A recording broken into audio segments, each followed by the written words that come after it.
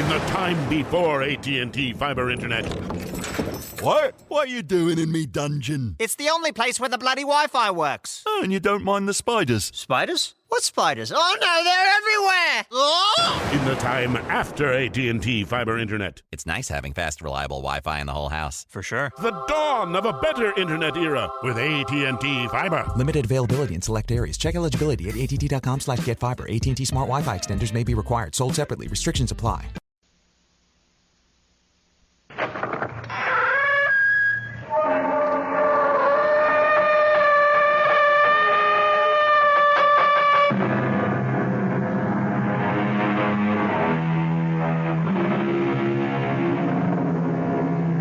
Come in. Welcome. I'm E.G. Marshall. Welcome to the world of terrifying imagination, to the fear you can hear. There is a green land called the Emerald Isle, where stardust dapples shining lakes that sparkle against blue mountains which fall away to winding bays. But there are darker sides to Ireland, currents that run deep. A wasting, bitter civil war in the north, and everywhere, lurking behind the shamrock and beneath the laughter, a dark world of legend, of banshees and warlocks, of voices on the wind against which the traveler should stop his ears, or the sound of the death bell. Our mystery drama, The Death Bell, was written especially for the Mystery Theater by Ian Martin, and stars Michael Tolan. It is sponsored in part by Anheuser-Busch Incorporated, brewers of Budweiser, and by the Kellogg Company, makers of Kellogg's Special K cereal. I'll be back shortly with Act One. Hello, this is Goldilocks. It seems like only yesterday that I was a little girl tasting porridge. You know, this one's too hot. This one's too cold. And now I conduct taste tests on diet drinks. And there's one I must tell you about. Sugar-free diet 7-Up. It has a fresh, natural, delicious taste. It drives my taste-o-meter crazy. Sugar-free diet 7-Up. This one's just right. Computers. We're big on that. You deserve an airline that remembers your name. Ozark's computer helps us not to forget your name, reservation, connections, your return plans. At Ozark, a big impersonal computer helps us deal more personally with you. Computers, we're big on that at Ozark Airlines. Now go Ozark's evening jet at 6:45 to Washington with through service to Champaign-Urbana and Peoria. Since time immemorial, man has sought to trace the future in the lines of the palm. The best answer always is, if you truly believe. As in spite of herself, it would appear that Sheila Doyle does.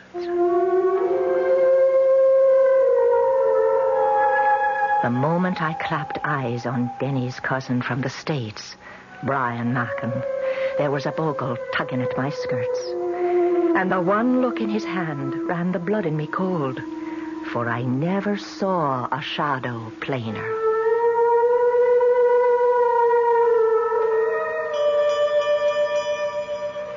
Brian? Oh, yes, Denny. Well, what are you doing over by the window? I'm trying to see where that bell came from. What bell? It's been ringing ever since you went up with Sheila, don't you? Well, that's funny. What? It stopped. You didn't hear it? Nope. Well, maybe you're just used to it. Don't you have some kind of a bell around here? Well, the church? No, not a church bell. Something much smaller, like, on an animal, maybe. Well, there aren't any animals around. Oh, well, maybe I'm just hearing things after that scare Sheila threw into me. Oh, look, Brian, I'm sorry about that. Sheila's as level-headed as they come about everything except some of the old country superstitions. She wasn't kidding, you know. She really believes in a lot of this. Well, forget it, Denny. I'm not worried about me. I was only concerned about Sheila. She looked all shook up. Oh, she was embarrassed. I think she felt she'd made a fool of herself. I don't think she'll be able to face you again tonight, but by morning, she'll cook you a breakfast that'll stick to your ribs. You are going to stay, huh? Oh, I can take the car and run down to the local inn. No, sir, not on your life. My cousin comes all the way from the States. I don't let you get away till we do some catching up. Catching up? Yes. I want to hear all about your wife. My wife? Yes. Sheila and I are so sorry she didn't come along with you. She wasn't feeling herself at the last moment. Yes, I know, so you said. You see, this isn't so much a trip. It's more a sort of pilgrimage. A what? I want to find Carrig Clena. I want to see it for myself. If it exists. What do you mean? Well, Brian, I always understood it was just a family legend. You mean to say you've been here in Ireland now for 3 years and you haven't tried to look it up? Man, it's near 250 miles from here, and I haven't a car. Anyways, it wasn't my side of the family. Well, it was mine. Or should have been. At the very least from my mother's side. You know that. Well, I honestly don't. All I know is that my mother used to ramble on when she got older about how there was royalty in the blood somewhere far back and the ancestors lived in a castle in the north. Carrig Clena. It was a castle. Huh? The Carrigs were said to be in the direct line of descent from Brian Boru himself. And it was a family custom to name the residence for the family name and for the wife who reigned over it. My great-great-grandmother, Clena, was married to the last of the line, Lord Carrig. Your great-great-grandfather? That's one of the things I'd like to find out. See, I think he was. You think? Lord Carrig didn't. He killed Clena and threw the man he said was her lover from the balcony over the sea to be smashed to death on the rocks below. And he sent my great-grandfather to be brought up by his wife's family, the Mackins. Your great-grandfather? You mean Carrig's son? He refused to recognize him. Claimed he was illegitimate. I see. Well, now, look. Looking for an old lost castle is as good a way as any of spending a vacation. You'll get a chance to see a good bit of Ireland on the way. Now, come on. Let's go get your bag out of the car, and I'll show you to your room.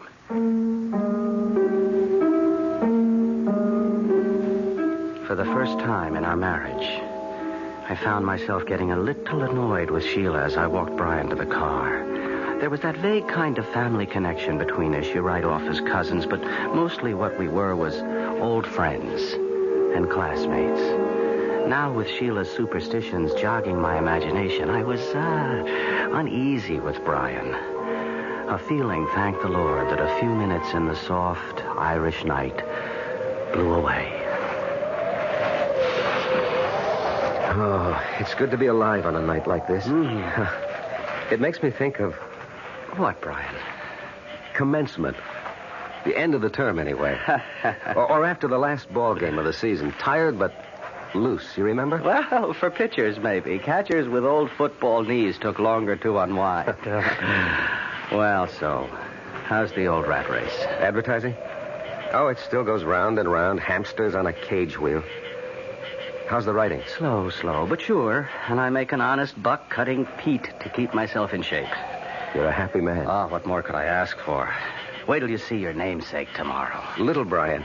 How soon will he be 2? About the time his little sister comes to join him, 6 months or so. Oh, hey, you're having another? Yes. Oh, well, that's solid, man. It's solid. Well, you know I always liked kids. Nothing like having your own, though. And how about you, senior citizen? What does that mean? Well, you have been married longer than Sheila and me. When are you and Gloria going to have yours? As a matter of fact, Gloria got pregnant 7 months ago. Oh, and you're trying to keep it secret. So that's why she didn't come along, huh? That's one of the reasons. But come on, I can't keep you away from your wife any longer. Here, just let me get my gear and we can hit the sack. Oh, there's no hurry. For my money, we could sit up all night and shoot the breeze. Well, that'd suit me if I didn't have a long journey ahead of me tomorrow. Oh, I see. You're still determined to go chasing rainbows. I heard the door close when they left the house and had gone to the window to watch Denny and Brian talk at the car. I couldn't hear the words, but at least Brian's arms slung around Denny's shoulder eased my mind enough to make me go to bed. Still and all, even with the soothing sound of their voices rumbling below and their laughter, it was long before I fell into an uneasy sleep. Oh, Danny? Oh, I'm sorry. Shh, Sheila, shh. Darling, go to sleep. That's all right. I was half on to waking. Turn the light on. No need. I'm all undressed. Just come into bed. And did you get Brian settled? Yes. He's snoring already. By the time I closed up and looked in on little Brian, he was dead to the world. Darling, what's wrong? You shivered. Oh, 'twas maybe a hair limped over my grave. Hold me. Who needs to be asked? Sheila, you're wrong about Brian. What way? We've had a long talk, just like old times. I never felt closer to him. Well, I know you've missed him since you came away here. We were always more like brothers than cousins. Well, I'm not saying he isn't tense and all wound up, but that's old stuff to me, Akushla. Oh, you're making to be a real Irishman again. Well, next to you because of you, and grateful I am. Are you for real, Danny? Don't you know? Oh, Sheila, I used to be all tied up in knots like Brian, and that's all it is, you see. Well, I hope you're right. You haven't heard the best news yet. What? Well, you're not the only one that's carrying a heart beneath your own. Gloria's expecting. Brian's wife? When? Before you. That's why she didn't come along this trip. Well, that's good news, Danny. I want to be happy for your friend, your cousin, your brother, almost. Well, so you can be. Sheila. What did you think you saw in Brian's palm? Don't ask me. First of all, because I have no words to tell you. And second, I'm praying to sweet Mary to forgive me. For I'm hoping it was himself who's only giving me a warning not to meddle in the Lord's business. The night is quiet outside, except for the tinkle of that far-off bell. There's a kind of peace. I had to stop here with Denny, touch normal life, if only for a moment. I will not think back, and tomorrow must wait till I find it. I know what it will bring to so many people. I wonder what it will bring to me, Brian Mackin. The last thing I hear is the bell, lulling me to sleep.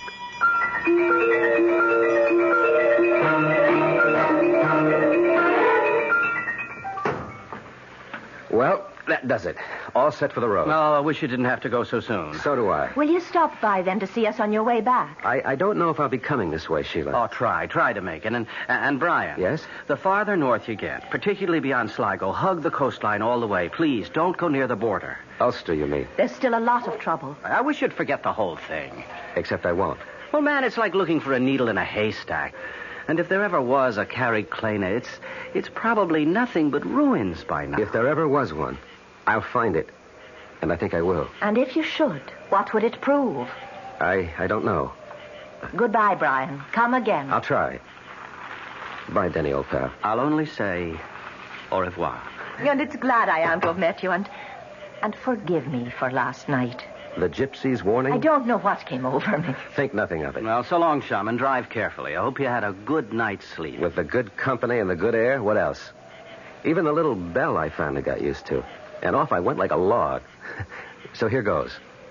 Hail and farewell.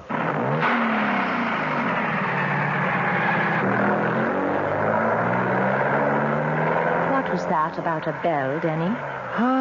Search me, Mavourneen. When I came downstairs last night after I took you up to bed, Brian was by the window. He insisted he could hear a little bell ringing somewhere, but I couldn't hear it. What kind of a bell was that?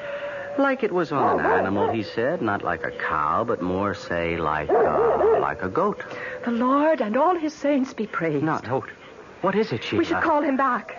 He should get out of Ireland. Well, what are you getting all riled up about now, honey? I told you he was holding the shadow of death in his palm. Now I know I made no mistake. There's no bell in this town he could have heard, like you said. Except one. What? The one that's only heard by him it sounds for, and I know it for sure. 'Twas the death bell. Is Brian Mackin really marked for death? And if so, how soon? And how? We will return shortly with Act 2.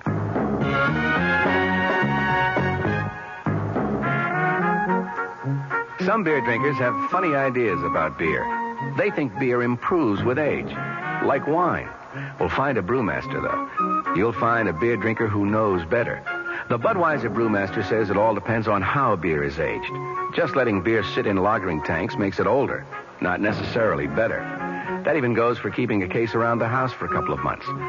But there is one kind of aging that's good for beer. The Budweiser kind. Beechwood aging. In this kind of aging, something happens. It lets all the flavor of the choicest hops and best barley malt that go into Budweiser get through to you. Sure, it takes more time and trouble to brew Budweiser that way, but brewing beer right does make a difference. Anheuser-Busch, St. Louis. Hey, Mom, what's for dinner? Hey, Mom, what you got? It's time to get ready for the great outdoors, and your ShopRite supermarket has everything you'll need for cookout dinners and fun in the sun. And for this week's dinners, ShopRite is featuring whole grade A frying chickens, just 37 cents a pound. Roasting chickens, up to 4 pounds, 47 cents a pound. Choice beef rib steaks, $1.19 a pound.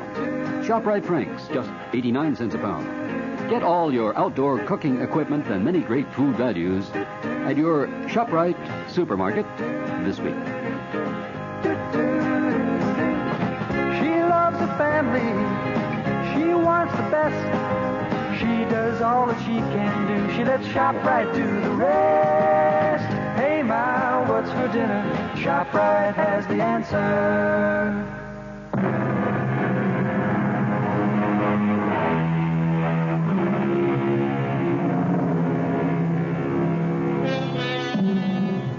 250 miles is a short day's drive as we reckon it in the good old US of A.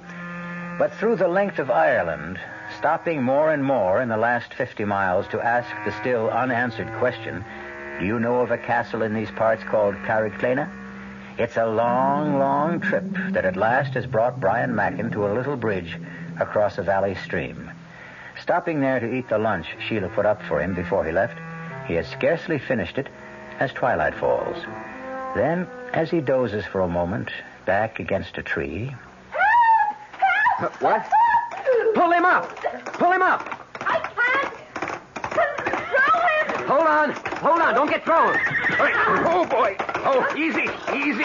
Hold up there! Hold up! All right. Easy, boy. Easy. All right. Are you all right, ma'am? Yes, and I'm much beholden to you, sir. Oh, it's my pleasure.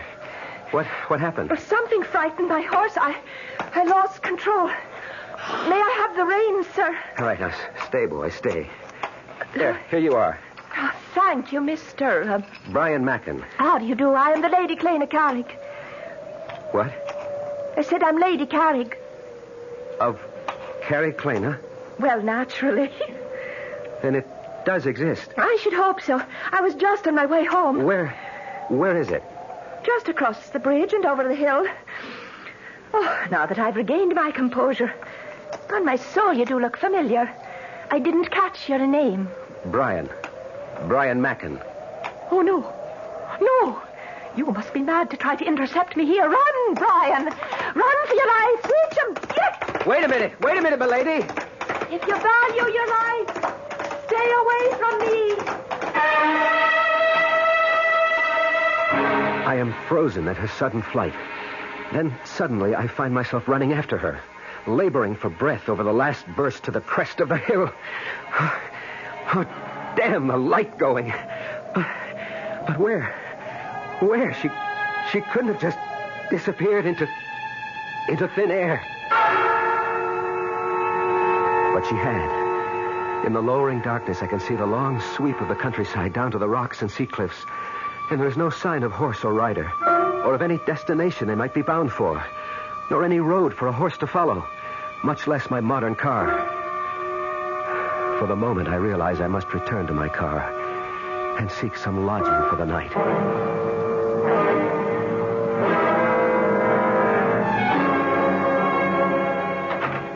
Danny, is that you?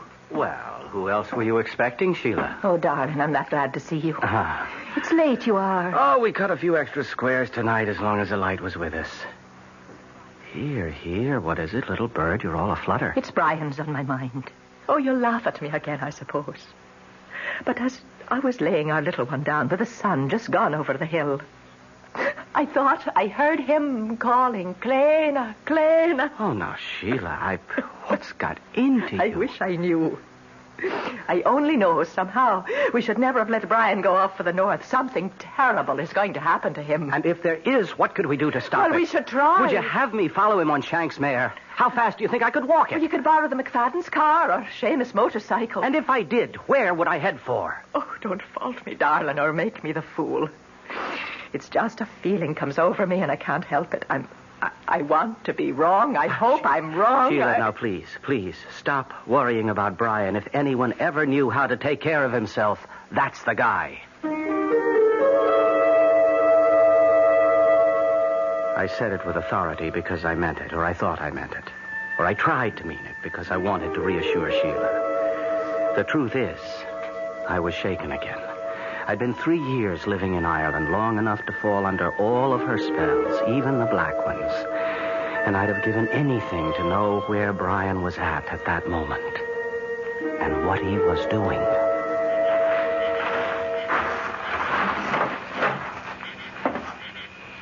Excuse me, gentlemen. Sorry.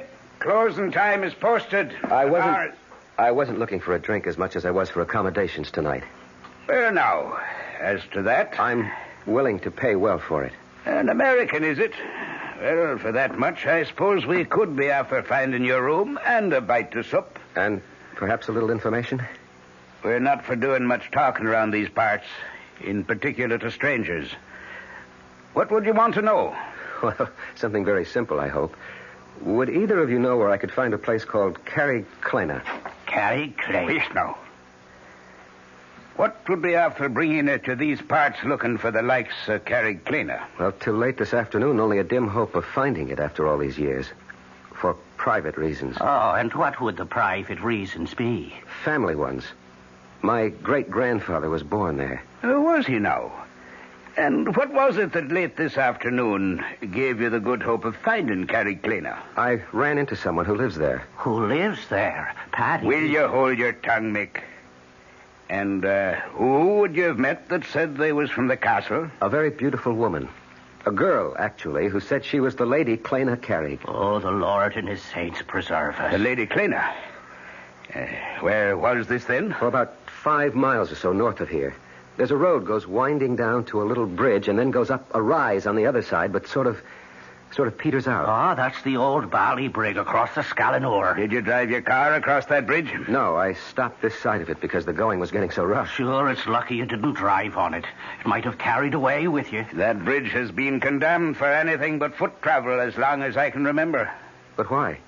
Because it doesn't lead to anywhere anymore. It leads to Carrig Clena somehow. How would you know that? Because the lady was bound for there on her horse. Ah? Was it a big bay mare with a mane as white as snow? Yes, that's the one. And the woman? How was she dressed? Why, she was in sort of a green velvet dress with a big hat, like an old-fashioned riding habit, you'd say. Oh, Mary bless us. And the good Lord save us all. Old-fashioned it is for sure. For the Lady Clena has been dead these 100 years and more. No, this was a young woman. She was only past her 21st year when she died. That was no real woman you saw this afternoon, stranger. That was her ghost. But I talked to her. Did you now, then? What you saw was never real. And you can take that as gospel. Well, perhaps. I hadn't eaten all day, and I did take a nap under a tree. And 'twas twilight, when all fancies begin. We'll let it go at that, anyway. But Carrig Clena, is that just fancy, too? We'll know as to that. Must you always put your oar in, Mick? I'm talking to the gentleman here, Mr. Mackin. Brian Mackin. It is a good Irish name. I mentioned that my family came from Ireland. So you did. And at least you've had the sense God gave you to come back.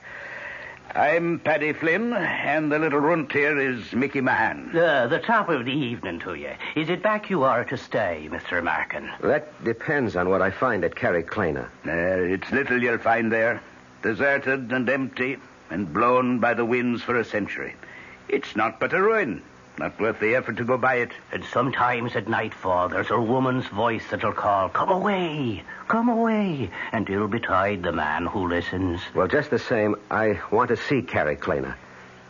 Can you guide me there? Not by night. I wouldn't stir out by night for all the gold in a leprechaun's hoard. Maybe tomorrow. We'll see. Yeah, it's time we were all to bed. Come, I'll show you your room, Mr. Mackin.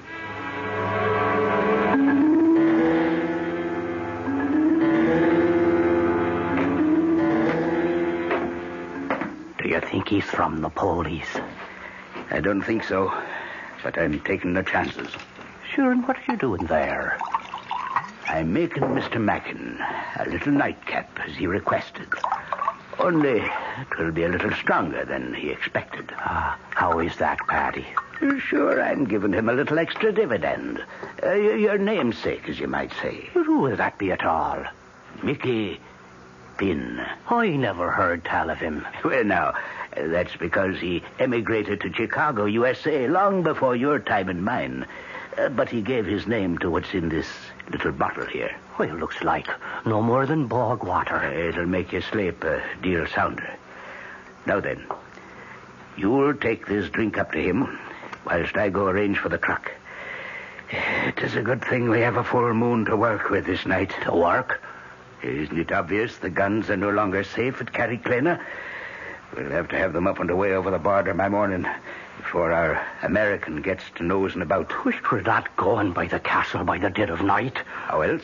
But you'll be walking again by the full moon. You heard Mr. Mackin saw her abroad and scarce before dark. What kind of soldier are you, Mick, that starts at shadows? Now, let's have no more nonsense out of you. And away up with a drink to Mr. Mackin.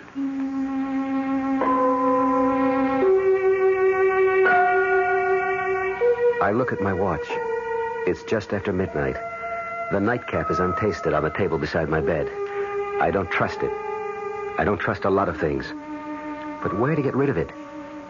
A vagrant memory drifts across my mind of jokes among old country people. A quick look under the bed, and there is the receptacle. It's a matter of a moment to empty the glass in it. And none too soon. I can hear stealthy footsteps approaching. Don't use the curse, Mick. Unless there's trouble. If there is, I'll put him to sleep myself. Mr. Mackin? Mr. Mackin? I think he's away. Follow me.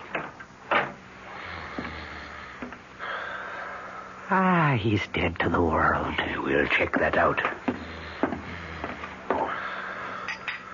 He's drunk it. Will it keep him quiet long enough? 8 to 10 hours. And even when he wakes, he'll not want to leave his bed. Now come away, man. We've much to do.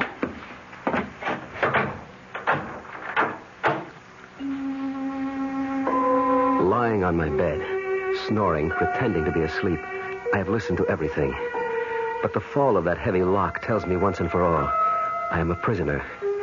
But as I wait for them to leave the house, I know that nothing will keep me from Carrig Clena. I have an appointment there that's been waiting 100 years. And even now, in the still of the night, I can hear the far-off tinkle of that bell and a voice crying. Come away, Brian! Come away back to Carrig Clena!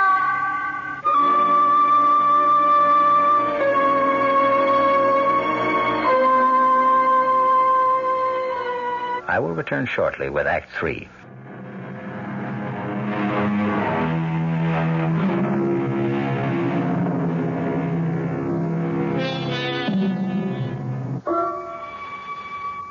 I stand by the window, carefully on the side where the moonlight cannot cast my shadow, and watch the courtyard of the inn below. A small truck like a weapons carrier is there, and Paddy and Mick climb into it. In a moment, it has gone to a destination I can only guess.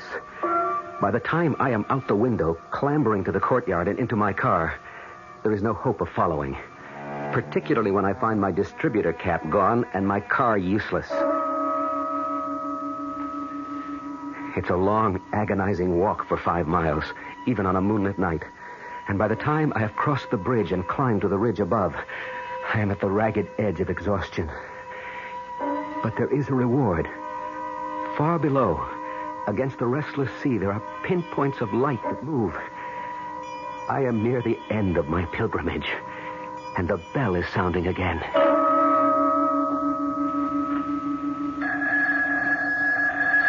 Danny. Danny. What is it, Sheila? The phone, it's ringing. Well, what time is it? It's 3:30 in the morning. Well, who could be calling us now? I don't know. I have been lying here awake, afraid that something was about to happen. Will you go down now and answer it, or shall I? All right. I'm on my way, but who? It's Brian. Or something about him. And whatever it is, no bell that rings in the night brings anything but ill luck.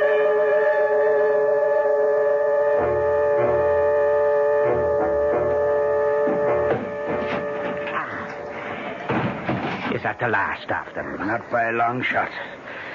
And damn the moon. It's off away behind the clouds again. I wish I was off away with it. What's the matter, Mick? Are you afraid a banshee'll howl you off to your grave? Well, there's little I like at all about this night. We're all stretching our necks across the gibbet one way or t'other. Well, the sooner we deliver these guns over the border, the safer we'll be. I wish now I'd stood away with the ship that delivered them 3 days ago, and I'd be out of this on the way home. Well, you didn't. So let's have at it and get them away from the storehouse before... Wait a minute. What is it? By the ridge there. The silhouette of a man. Let's get the truck away and hidden around to the seaward side. Hey? You take it. Give me that cush of yours, and I'll handle whatever comes this way.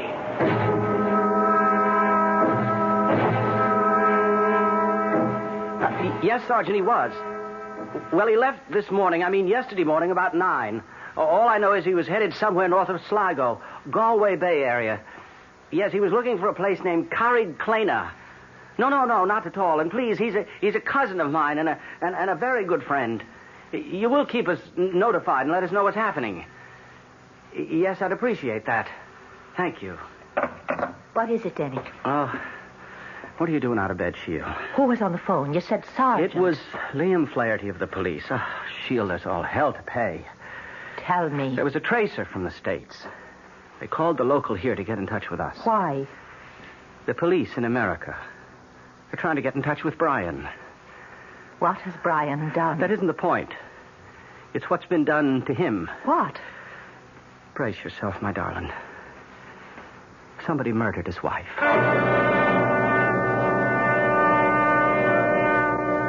A moment ago, on my way down the hill, I could see Carrig Clena full in the moon. What do they mean it's a ruin? It was just as I pictured it. Turrets, mullioned windows with diamond-shaped glass panes, great oak doors, and ivied granite. Now, with the moon hidden, its silhouette looms over me, reaching out to me as I come home at... Oh, cool. You didn't have to hit him so hard. I wasn't taking any chances with Mr. Mackin this time. Ah, is that who it is? Say for yourself. How'd you get over the drink and away and here? No time to worry about that now. You think he is police or maybe the British? Whatever he is, we'll decide that later. Let's get the guns off and away first. I'm standing in front of the great door of Carrig Clena, and I know that everything's going to come clear at long last. I reach out and pull the bell.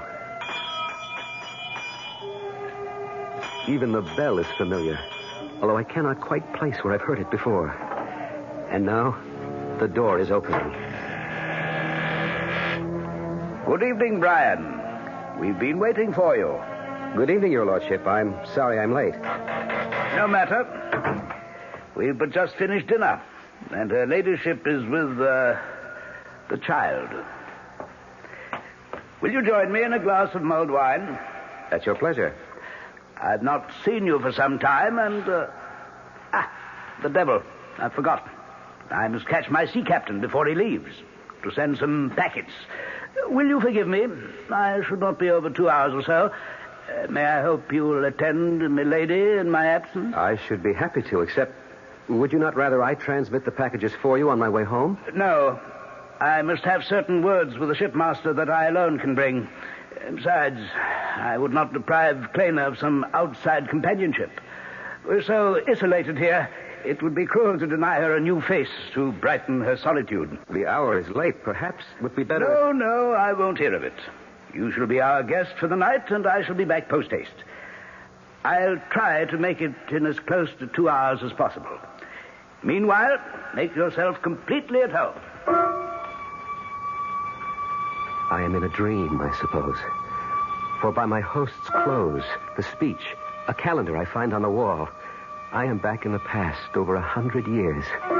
But more important, I am within the walls of Carrig Clena, and the riddle of my whole life, I feel, is near to being solved. When Lord Carrig leaves, I am too impatient to wait for my answers. So I climb the great staircase to Clena's bedroom and knock on the door. Who is it? Brian. A moment. What are you doing here? I grew tired of waiting for you to come down. My husband, he's... Lord Carrig has ridden to town. It will be 2 hours before he returns. May I come in? I shouldn't let you. It's too late. I thought you'd left for good 2 years ago. When I lost you to him, I meant to. But for a while, I stayed hiding in the fen. Oh, I know you were seen. Do you know what you've done to me? And why do you come back now? I wanted to see the boy. By what right? Is he mine, Clena? I have to know. Is he mine? No. You called him by my name. It was a foolish choice. Why? Because I loved you. And now?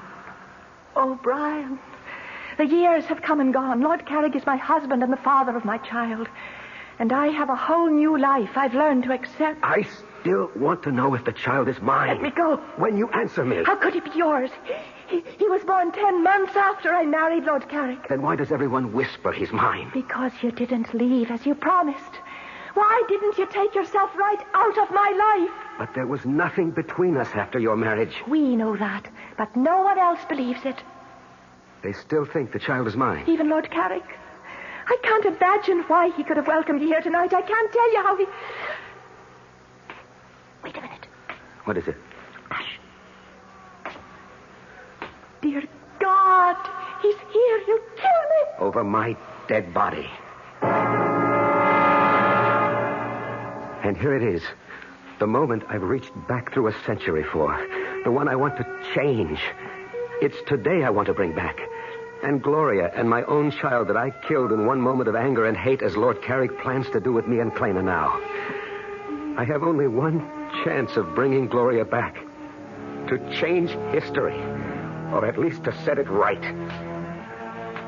He's coming up the outside balcony stairs. Through the French windows. Run, Brian, he'll kill me if he finds you here. I'll kill him first for doubting you. In heaven's name, no! Lord Carrig, hold. So once again you try to steal my wife. Put up your dagger. I am unarmed. So much the better. You first, and then my wife. This time not so easily. I'm not the hunted, but the hunter. Look to yourself! He stands with his dagger half raised, frozen with inaction as I hurtle myself towards him, hands raised to shield and grapple and destroy him. But what I reach for is nothing but a shade. My outstretched hands grasp only air, and my hurtling body passing through his spectral waist crashes full tilt against the crumbling battlement, which gives way like powder. And of a sudden, just like the lover in the ancient legend, I am plummeting like today's skydiver towards the rocks below. And in this awful moment, I know that I was just as wrong about my wife, Gloria, as Lord Carrig was 100 years ago about Clena. Small comfort now to know that I am legitimate as the rocks below rush up towards me like an express train, and I am no more.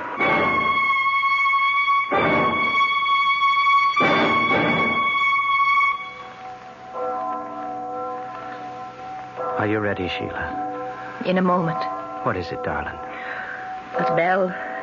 I don't know if I ever want to hear a bell in my life again. That's only the church bell. We didn't ever hear the other one. What happened to him, Denny? Oh, I'd have to be God to answer that. He snapped. The way a lot of us do when life spins us around too fast and curdles our brains.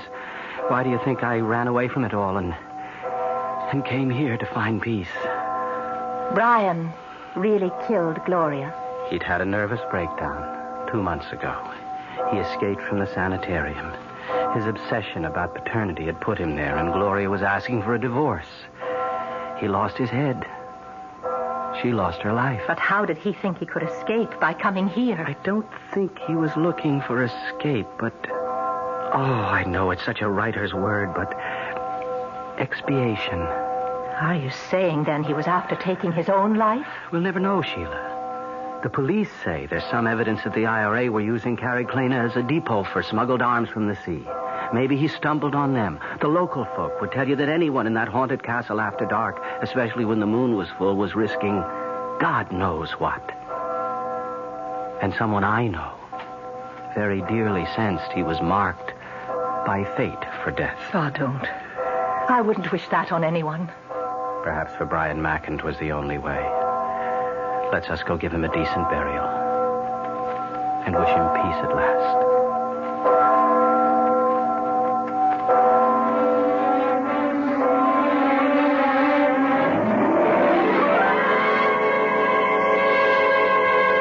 A strange tale.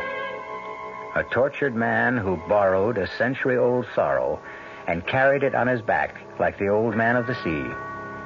Small wonder he broke eventually under the senseless strain and ran amok. A man to be censured, but also to be pitied. A man for whom the death bell sounded. Let his epitaph be John Donne's, lest you stop to criticize too harshly. Ask not for whom the bell tolls. It tolls for thee. I'll be back shortly. Oh, sure. You can talk about good-tasting diet drinks, but I know. I'm Goldilocks, and here at my taste-testing laboratory, I taste-test them all. And nobody's been drinking my diet drinks until I tested sugar-free Diet 7-Up. And then, kabloomy! Every bear wanted some. Diet 7-Up is fresh, natural, delicious. Sugar-free Diet 7-Up. This one's just right. North Jersey is certainly getting a higher yield this spring, especially with Suburban Savings Special High Yield Savings Certificate that you can raise for fun and profit. All you have to do is plant a modest $2,500 minimum in Suburban Limited Issue 7.50% Savings Certificate. Then put your certificate in a nice, safe place. Suburban takes care of the rest by compounding interest continuously from day of deposit paid quarterly. You'll get a nice, healthy 7.90% effective annual yield on your 7.50 savings certificate when you let it grow from 4 to 10 years. Early withdrawal prior to maturity is, of course, subject to a substantial penalty. So for a nice, healthy 7.90% annual effective yield, grow Suburban's 7.50% savings certificate for fun and profit at any Suburban Savings office in Bayonne, Edgewater, Elmwood Park, Emerson, Hackettstown, Morris Plains, Nutley, Paramus, and Sparta. Our cast included Michael Tolan, Marion Seldes, William Redfield, and Guy Sorrell. The entire production was under the direction of Hyman Brown. Radio Mystery Theater was sponsored in part by new sugar-free Diet 7-Up. This is E.G. Marshall inviting you to return to our Mystery Theater for another adventure in the macabre. Until next time, pleasant dreams.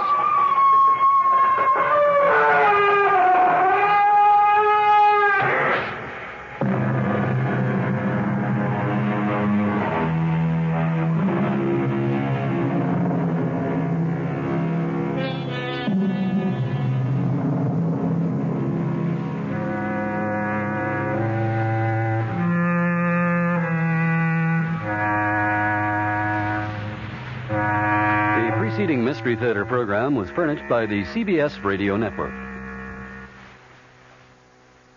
This is Mary Helen McPhillips. Growing old may not be fun, but the only choice is to die, so hopefully most of us will grow old.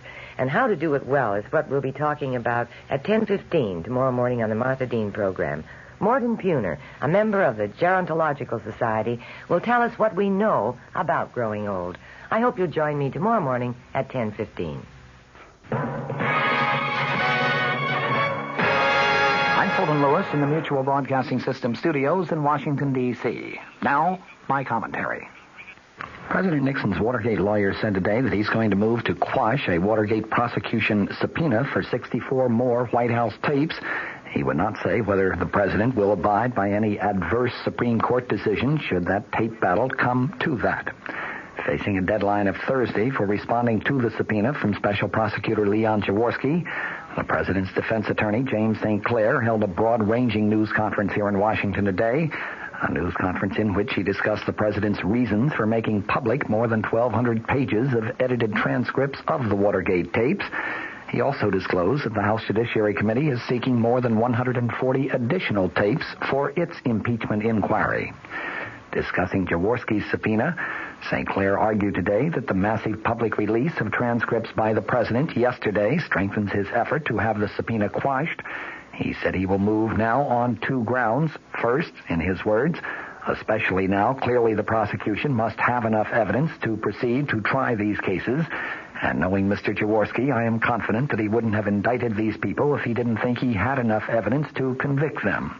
Secondly, acknowledging that the White House has a duty to make available materials that would be helpful to the defendants, St. Clair today said everything we know of is in that book of transcripts. Everything is there. He also contended that there was a significant difference between the Jaworski subpoena and the one issued last year in the name of former Special Prosecutor Archibald Cox. He said the Cox subpoena, which led directly to the explosive firing of Cox, was on behalf of a federal grand jury, and the two court decisions that went against the president in that case were based on the proposition that the grand jury has sort of unique requirements.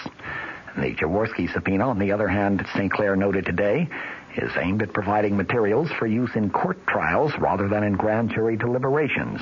Asked whether the president would abide by an adverse Supreme Court decision should the Jaworski subpoena lead to a court fight and eventually reach the Supreme Court, St. Clair today said, quote, I wouldn't want to comment one way or the other because I have not discussed it with the president, and I would not want to presume on his decision. In any case, he said, I don't believe that we will come to that. St. Clair also was asked to outline the strategic or tactical advantages that the president hoped to reap by making public the massive array of edited transcripts. He cited the following as the basic consideration, and I quote, people were getting more and more imbued with the idea that the president had something to hide to the extent that it endangered the presidency. The facts ought to be known, and then let's argue about them. The president's Watergate attorney, James St. Clair, today volunteered that the staff of the Judiciary Committee is seeking tapes of 141, 142 maybe, those additional presidential conversations. He said he hoped the committee would take a second look at that request in light of Tuesday's disclosures and decide not to press it. Since most of these tapes are understood to deal with the controversies involving milk producers and the ITT, St. Clair was asked if he meant to suggest that the committees should forget those two issues. He said, based on what I know about it, the answer is yes. St. Clair made it apparent, however, that he is not opposed to providing additional materials relating to political contributions by the milk producers and the administration's controversial decision to raise milk price supports. He was asked if he felt that yesterday's disclosures might prejudice the cases of Watergate defendants that are still facing trial. St. Clair said, I do not think so. But as far as the conduct of the case is concerned, that is the first responsibility of the special prosecutor.